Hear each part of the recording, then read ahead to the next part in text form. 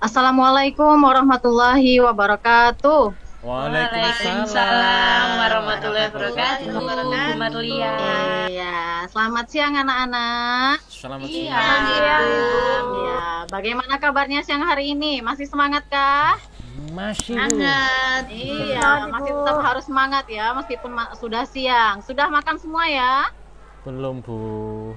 Oh, ada yang belum. Iya. Kasihan, makan dulu nanti kena emas sakit pula nanti ya. Uang jajannya Ya. habis. Jajannya habis. Oh iya, baik bisa kita mulai ya.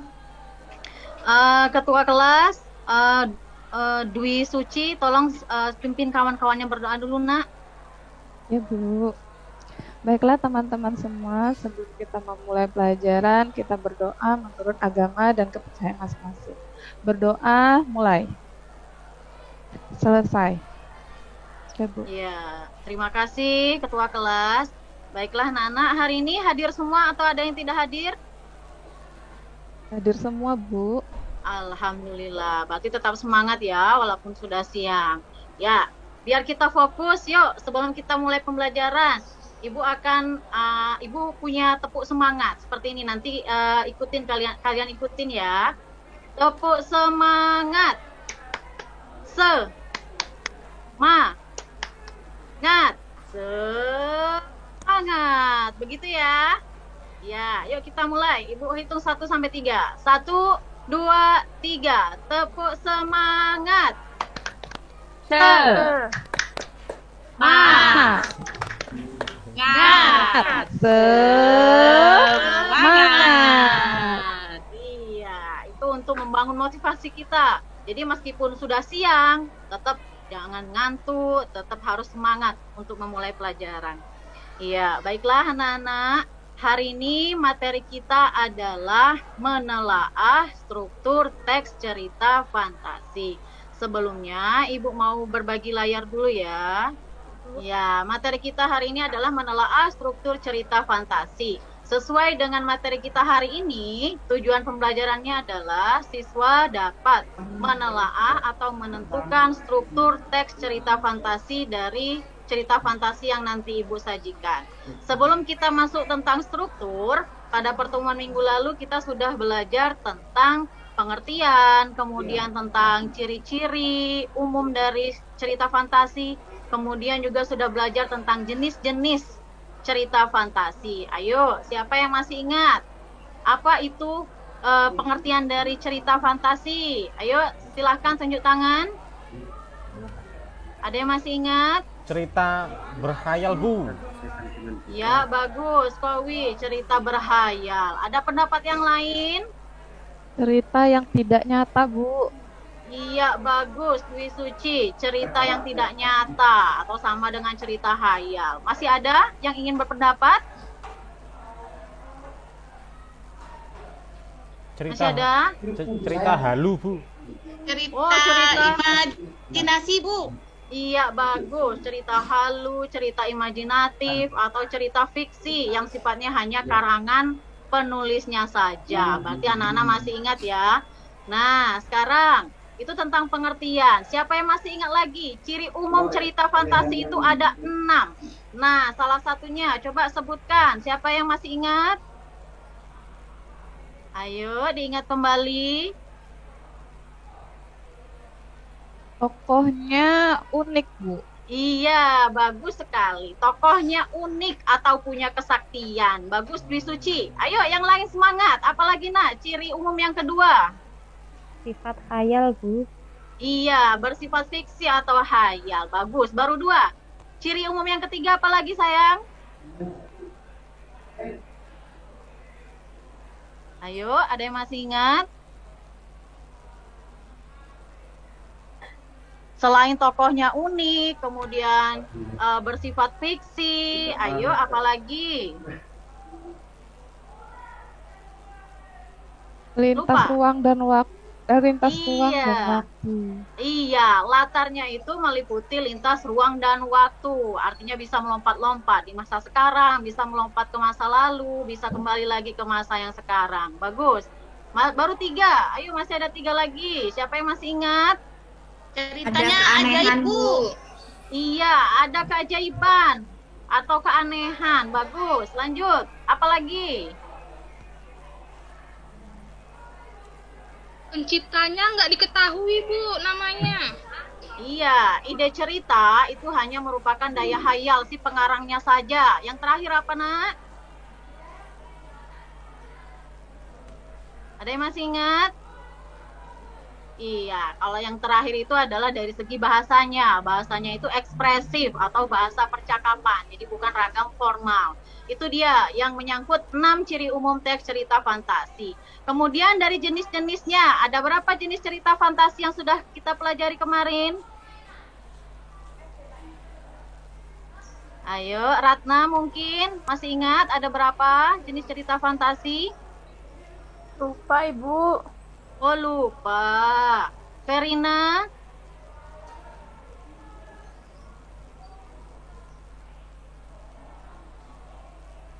Yang saya ingat hanya yang lintas waktu, Bu. Oh, hanya lintas waktu. Berarti lupa ya yang jenis cerita fantasi? Iya. Iya, jenis cerita fantasi itu ada 2. Ada fantasi total, ada juga fantasi irisan. Siapa yang masih ingat yang dimaksud fantasi total itu apa, Nak? Saya, Bu. Iya, bagus. Silakan. Fantasi total itu yang semuanya, seluruh isinya itu berisi khayalan, Bu. Iya, bagus. Tepuk tangan buat Eridian. Ayo, biar semangat nih. Selanjutnya, fantasi irisan. Siapa yang masih ingat? Kalau irisan berarti separuhnya ngayal, separuhnya enggak, Bu.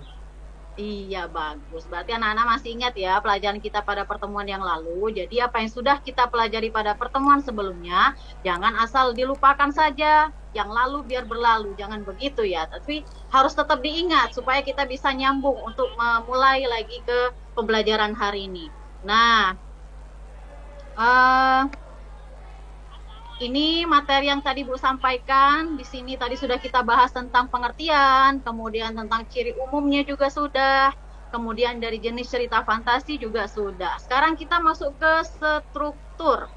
Secara umum, struktur cerita fantasi itu terbagi menjadi 3. Ada namanya orientasi, komplikasi, dan resolusi. Apa saja itu? Nanti kita bahas lebih lanjut ya. Nah, ini dia tentang struktur cerita fantasi terbagi 3 tadi yang sudah Ibu sampaikan. Kemudian ini adalah ciri-ciri isi dari orientasi. Di sini orientasi itu berisi pengenalan tokoh, latar, watak tokoh, dan konflik. Ini yang termasuk ciri dari orientasi. Kemudian ciri yang kedua adalah komplikasi. Komplikasi itu berisi hubungan sebab akibat sehingga muncul masalah hingga masalah itu memuncak atau nama lainnya adalah klimaks. Kemudian yang ketiga adalah resolusi. Resolusi di sini berisi penyelesaian masalah. Sampai di sini kira-kira anak-anak bisa memahaminya tentang struktur? Atau ada yang ditanyakan dulu sebelum dilanjut? Paham, Bu. Paham, Bu. Iya, alhamdulillah bisa dilanjut ya. Nah, supaya kalian lebih paham mengenai apa itu struktur cerita fantasi, simak dulu video pembelajaran berikut. Iya, bagus. Sekarang Ibu akan membagikan 2 buah teks yang berbeda. Jadi kalian nanti duduknya secara berpasangan. Ibu akan membagikan 1 pasang 1 teks. Berarti nantinya ada, Ibu sudah menyiapkan amplop nih. Ada yang kebagian teks 1, ada pula yang kebagian teks 2. Ini sudah berupa potongan-potongan teks. Tugas kalian nantinya adalah, Ibu tunjukkan LKPD-nya dulu ya. Nah, ini dia LKPD kita. Jadi, silahkan nantinya diisi nama siswa, karena kalian berpasangan berarti ada 2 nama. Siapa dengan siapa. Kemudian kelas, mata pelajaran, kemudian materinya sudah tertulis. Kemudian langkah-langkah penugasan yang perlu kalian cermati. Secara berpasangan, susunlah potongan cerita tersebut sehingga menjadi susunan yang benar dan sistematis. Dari teks yang Ibu sajikan ini yang sifatnya masih acak, tugas kalian adalah menyusunnya sehingga menjadi sebuah cerita yang utuh. Kemudian langkah selanjutnya adalah setelah semua cerita tersusun, tempelkanlah cerita tersebut pada lembar berikut. Jadi silahkan nanti langsung kalian tempelkan pada lembar yang sudah Ibu sediakan. Kemudian langsung tentukan mana yang bagian orientasi, mana yang bagian komplikasi, dan bagian resolusi. Ibu bagikan dulu nak ya, bisa dipahami ya? Ya, silakan duduk berpasangan. Duduk berpasangan. Ini Eridian bersama pasangannya dapat teks 1. Kemudian Dwi Mujiarti dapat teks 2 ya. Tolong diingat teks masing-masing ya. Ya, Bu. Nah, sekarang Ibu beri waktu kalian untuk mengerjakan selama 60 menit. Bisa selesai ya? Ya, Bu. Untuk mengerjakan semuanya. Iya, silakan dikerjakan di lembar kerja masing-masing, berdiskusi bersama pasangannya.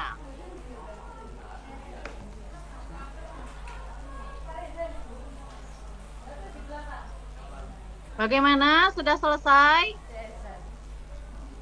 Belum, Ibu. Belum, Bu. Oh iya, silakan Ibu tunggu.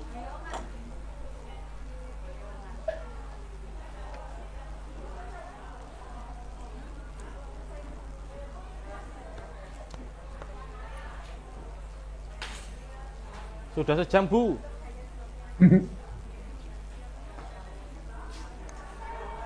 Iya. Ayo, Bu, diakhiri, Bu. Sudah sejam, Bu. Teman-teman itu, Bu, malas dari tadi, Bu.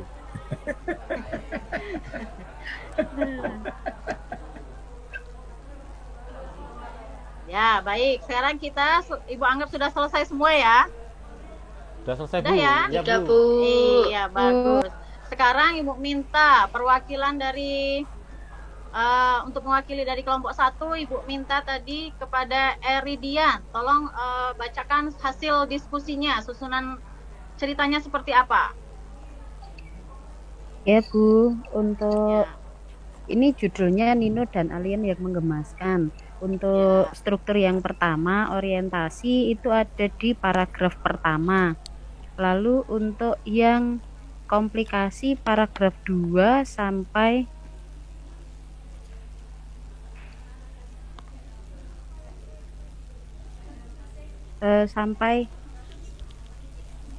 namun Nino terlambat karena alien itu sudah terlelap tidur dengan pulasnya. Lalu untuk yang resolusi itu yang beberapa detik kemudian alien terbangun sampai bawah, Bu. Sudah betul atau belum, Bu? Oh iya, silakan beri aplaus dulu untuk Eridian. Ayo biar tetap semangat. Iya, ayo, ini kelihatannya mulai lemes lagi nih. Ayo kita tepuk semangat lagi, ayo sekali lagi. Tepuk semangat. Semangat.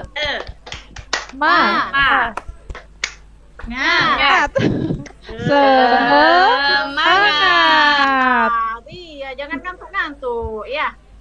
Iya, bagus seperti yang dikemukakan Eridian tadi, sudah betul bahwa pada teks 1 orientasinya itu adalah di paragraf yang pertama. Mulai dari malam itu sampai dengan satu paragraf sampai di sebelah tangannya. Kemudian mulai muncul masalahnya di bagian paragraf yang kedua. Tiba-tiba seorang alien berukuran mungil datang. Di situ mulai muncul masalah ketika alien datang.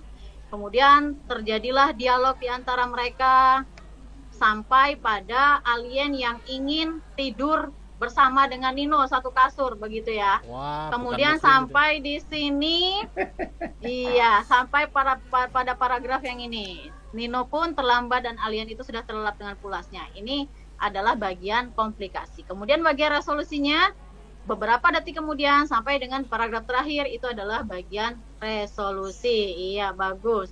Sekarang untuk perwakilan dari kelompok 2. Tadi kelompok 2 Dwiana. Ayo presentasi nak.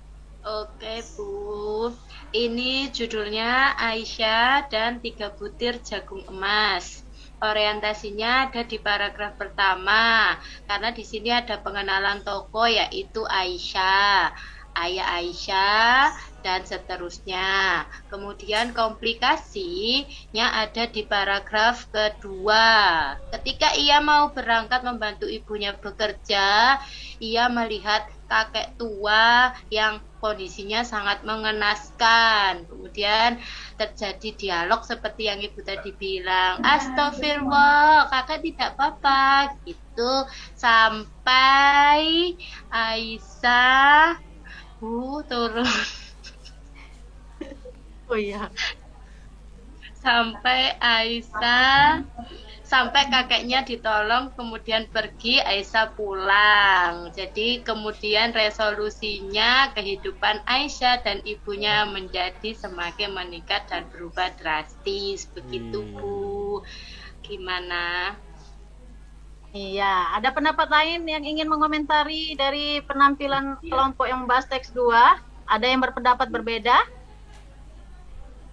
Kalau Yana yang berbicara, saya langsung benar saja, Bu.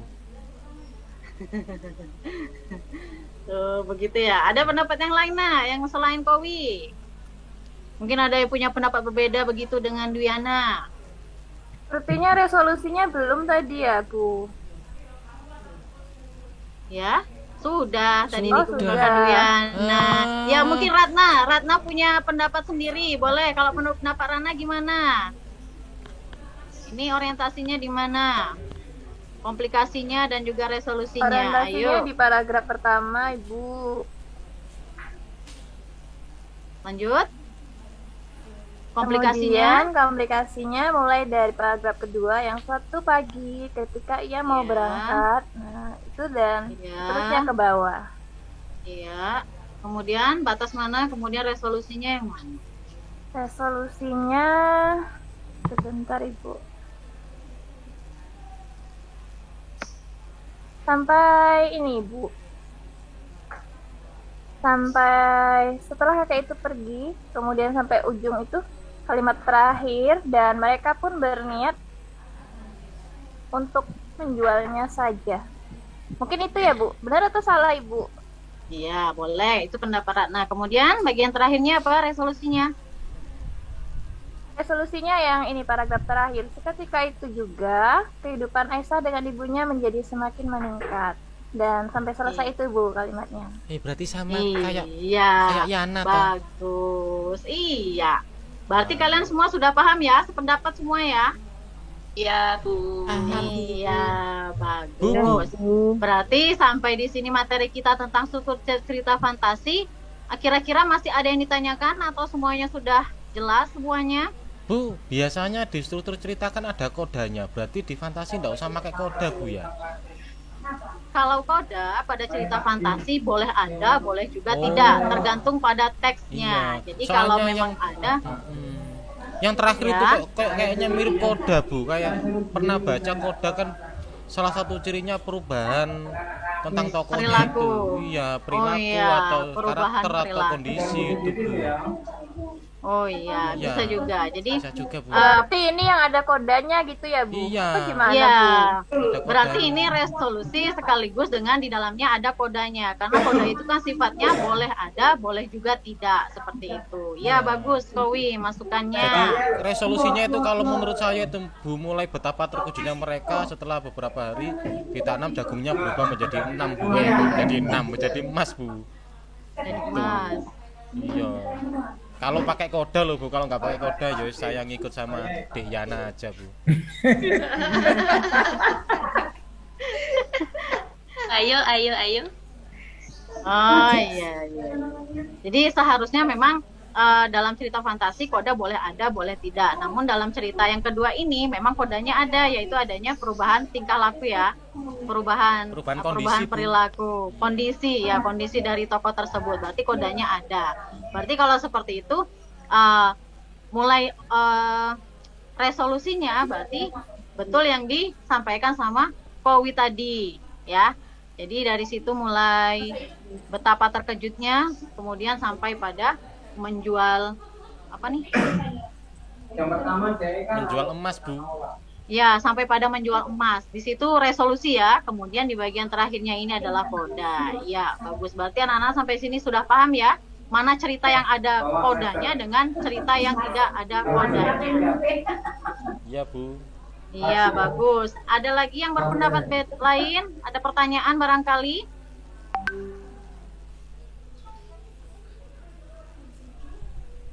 Tidak ada.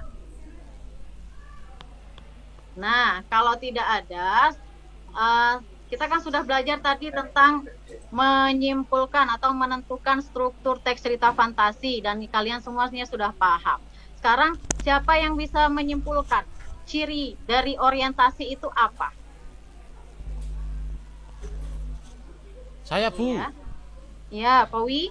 Ciri-cirinya itu biasanya berupa pengenalan tokoh ya, Bu ya. Pengenalan tokoh, latar, runtutan peristiwa sebelum ketemunya masalah, Bu. Ya, Bu. Iya, bagus. Itu menurut pendapat Kowi. Terus Ada yang pendapat yang berbeda? Yang paling pasti itu pasti ada di awal paragraf, Bu. Iya, bagus. Selalu mengawali paragraf dan di paragraf pertama biasanya. Bagus sekali. Ada yang lain? Bu, bertanya Bu. Iya. Apakah orientasi itu hanya di paragraf pertama saja, Bu? Bisakah dia ada di paragraf kedua juga? Biasanya orientasi itu selalu terdapat di bagian awal paragraf. Biasanya satu paragraf itu sudah berisi pengenalan semuanya. Mulai dari pengenalan tokoh-tokohnya siapa, kemudian alurnya bagaimana, kemudian situasinya atau kondisi awalnya seperti apa. Biasanya di satu paragraf itu sudah memenuhi semuanya untuk orientasi. Seperti iya, itu Bu. biasanya. Ya, ada lagi yang berpendapat yang lain atau ingin bertanya?